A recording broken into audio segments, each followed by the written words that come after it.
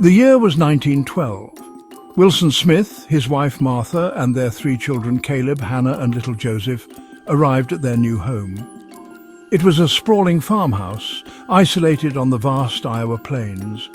The house stood stark against the landscape, its weathered wood a stark contrast to the vibrant green of the surrounding fields. Wilson had purchased the farm at a steal, the previous owners eager to leave after a series of bad harvests. He saw it as a fresh start, a chance to build a prosperous life for his family. Martha, however, felt a chill as she stepped out of the wagon, a sense of unease settling over her. The house, despite its size and the promise of a new life, felt oppressive, shrouded in a silence that was more unsettling than peaceful. The first few weeks were spent unpacking and settling in. Wilson, a man of tireless energy, threw himself into repairing the neglected fields. Martha, ever the homemaker, focused her attention on transforming the house into a home. The children, excited by the vastness of their new playground, explored the barns and fields with boundless energy. But as the sun began to set each day, casting long, eerie shadows across the prairie, a sense of unease crept into their games. The laughter would fade, replaced by an unsettling silence. There was a feeling, unspoken but palpable, that they were not alone on their secluded homestead. It began subtly, almost imperceptibly, the soft creak of floorboards late at night, dismissed as the house settling, the rustle of leaves outside a window attributed to the wind.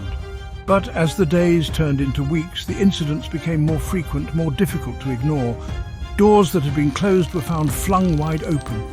Objects moved from their places as if rearranged by an unseen hand. Whispers seemed to emanate from the walls, too faint to decipher, but impossible to ignore. Martha tried to rationalize these events, attributing them to drafts or her own weariness. But deep down a seed of fear had been planted, growing steadily with each passing day. It was Hannah, the eldest child, who first voiced her fear. One evening, as the family gathered for dinner, she spoke of hearing voices whispering her name from the shadows of her room. Her words, uttered in a small, trembling voice, hung heavy in the air. Wilson, a practical man, dismissed her concerns, attributing them to an overactive imagination. Martha, however, felt a chill run down her spine. She too had noticed the strange occurrences, the subtle shifts in atmosphere that hinted at an unseen presence.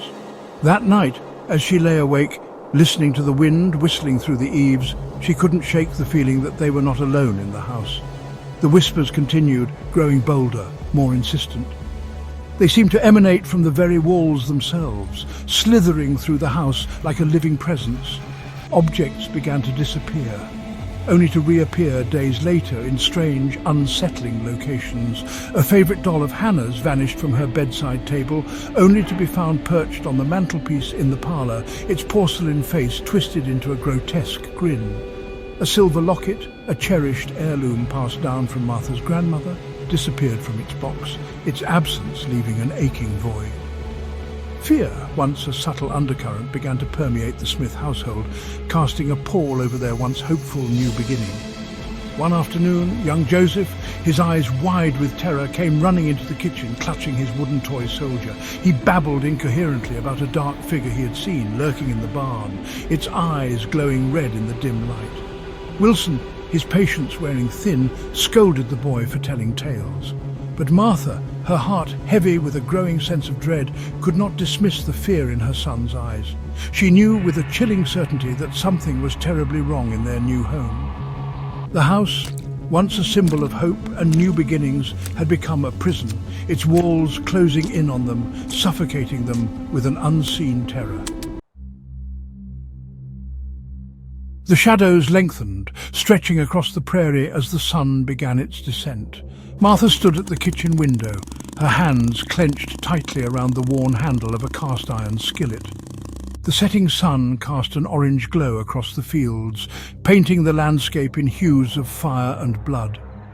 But it was the sight of her children, their faces pale and drawn, their laughter silenced, that filled her with a cold dread.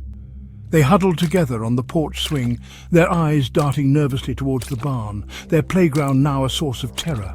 Even Caleb, usually so full of youthful bravado, seemed subdued, his gaze fixed on some unseen horror. The air grew colder, a bone-chilling cold that seemed to seep from the very walls of the house. It was a damp, heavy cold that clung to their skin, making their breath fog in the air. Martha shivered, pulling her shawl tighter around her shoulders. She had stoked the fire in the hearth to a roaring blaze, but it did little to dispel the icy chill that had settled over the house.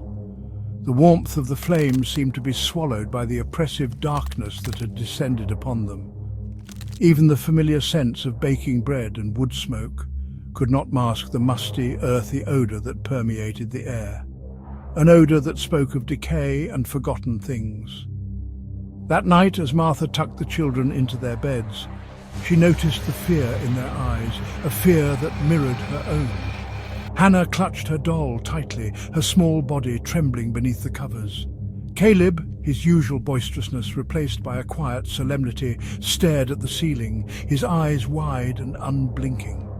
And little Joseph, his face streaked with tears, clung to Martha's hand, begging her not to leave him alone in the dark. As she kissed each of them goodnight, whispering empty reassurances, Martha felt a wave of despair wash over her. The house had become a prison, its unseen horrors holding them captive. Wilson, though outwardly stoic, couldn't ignore the fear that had gripped his family.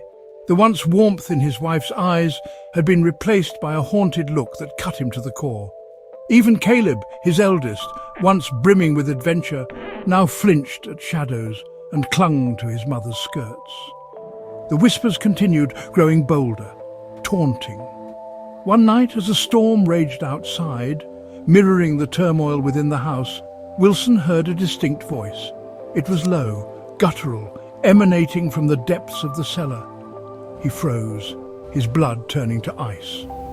The voice, though unintelligible, held a chilling malice that sent shivers down his spine. He grabbed the kerosene lamp from the table, its flickering flame casting grotesque shadows on the wall, and cautiously made his way to the cellar door. The storm raged outside, wind howling like a banshee, rain lashing against the windows. But it was the silence from within the cellar that unnerved him the most. He stood there for a moment, heart pounding in his chest, the silence amplifying his fear. Then, with a deep breath, he reached for the doorknob. It was ice cold to the touch, sending a jolt through his arm. He hesitated, fear warring with a need to protect his family. As he pushed open the door, a musty, earthy smell wafted out, making him gag. The air felt heavy, thick with something unseen. He took a tentative step down the creaking wooden stairs, the lantern light barely penetrating the oppressive darkness. He called out, his voice sounding small and weak in the vast emptiness. But the only answer was the echo of his own voice, mocking his fear. He reached the bottom of the stairs, his hand shaking so badly that the lantern light danced crazily on the damp stone walls. And that's when he saw it, the heavy wooden door that sealed the crawl space beneath the house, the door he distinctly remembered bolting shut, was now ajar. Section 5. A broken home. A primal fear, cold and sharp, gripped Wilson's heart. He knew, with a certainty that defied logic, that whatever evil lurked within their home resided in that dark, unseen space. He stared at the ajar door, his mind reeling, his body frozen in place. The storm outside reached its crescendo, the wind howling like a demon, the rain beating against the house as if trying to break in. But it was the silence from within the crawl space that terrified him, a silence pregnant with unseen menace. He wanted to run, to flee back to the relative safety of the main floor, but his feet felt rooted to the spot. As he stood there, paralyzed by fear, he heard a thump from above. It was a small sound, easily dismissed amidst the cacophony of the storm, but it was a sound he recognized, a sound that sent a fresh wave of terror surging through him. It was the sound of his youngest son, Joseph, falling. He didn't scream, didn't cry out. There was only the sickening thud of a small body hitting the wooden floor above. Wilson scrambled back up the stairs, his heart pounding in his chest, his mind a jumble of fear and dread. He stumbled through the dark house, calling out for Joseph, his voice hoarse with panic. He found him at the bottom of the main staircase, his small body lying at an unnatural angle, his eyes staring vacantly at the ceiling. Martha rushed to her son's side, her face ashen, her cries of anguish echoing through the house, but it was too late.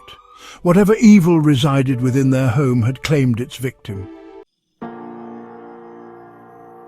Section 6. Flight in the night.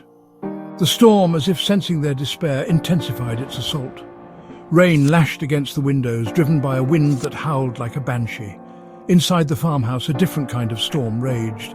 Martha clung to Joseph's lifeless body, her sobs echoing through the house, a symphony of grief and terror. Wilson, his face pale and drawn, moved like a man in a daze, his eyes reflecting the horror of what he had seen and heard.